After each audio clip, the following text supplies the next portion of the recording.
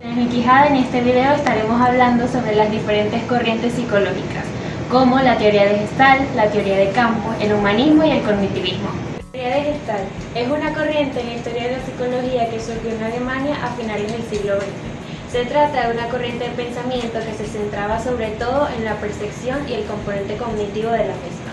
Sus autores defendían la idea de todo aquello que nuestros sentidos nos reproducen, el mundo tal y como es, sino que reproducen siguiéndose una serie de principios que se pueden estudiar.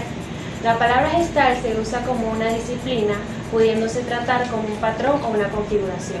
Entre los principales autores de esta corriente encontramos a psicólogos tan importantes como Max Wimmer, Wilhelm Euler o Kaiku.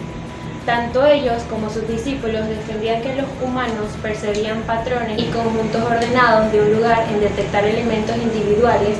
Alguna de las principales tareas de la psicología de Gestalt y sus desarrolladores fue estudiar algunos principios que determinan la percepción humana, especialmente la visual.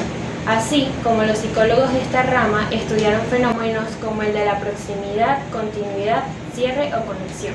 Al día de hoy, la teoría de Gestalt se ha expandido en distintas áreas, como lo es la de terapia. Sin embargo, esta corriente no ha evolucionado demasiado durante el último siglo, aunque sus principios todavía se siguen estudiando y son muy importantes en el campo de la percepción. El fenómeno en el que más se centraron los psicólogos de la teoría de Gestalt fue la percepción, especialmente la visión y la organización de la misma.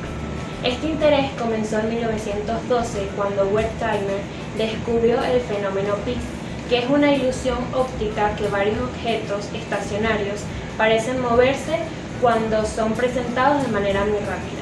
Este permitió postular el principio de la permanencia de la visión. Principio figura o foco. Defiende que las personas perciben automáticamente los objetos como si se encontrasen superpuestos en el fondo en el que se encuentran.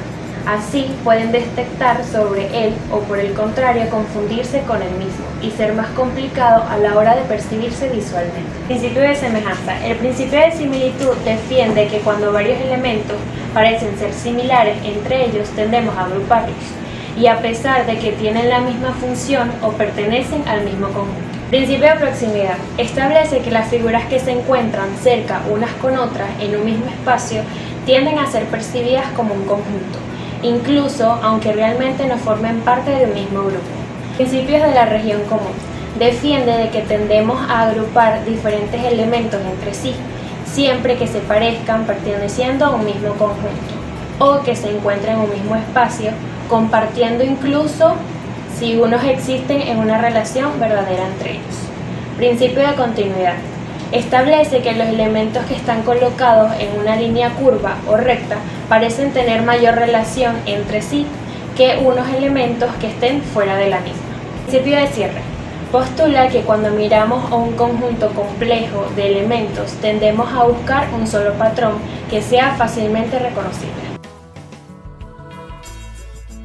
Teoría de campo, creado por Kurt Lewin en el año 1939. Esta teoría ha servido de base para desarrollar investigaciones sobre las dinámicas de un grupo, muy aplicables en el entorno organizacional y empresarial. En el enfoque de la teoría de campo permite estudiar nuestro comportamiento como una perspectiva en su totalidad. Lewis considera que ésta llega a determinarla. Si no hay cambios en el campo, no había cambio en la conducta. El humanismo está relacionado con la generosidad, la composición y la preocupación por la valoración de los atributos y las relaciones humanas. Se conoce como el movimiento filosófico, intelectual y cultural que comenzó en Italia en el siglo XIV. Se enfocaba en la capacidad de los seres humanos de conocer el mundo e interactuar con él mediante la razón.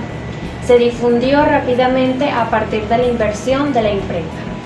Abraham Maslow lo denominó como la tercera fuerza, en respuesta a las limitaciones que se consideraban que poseían las escuelas de pensamientos del conductismo y el psicoanálisis.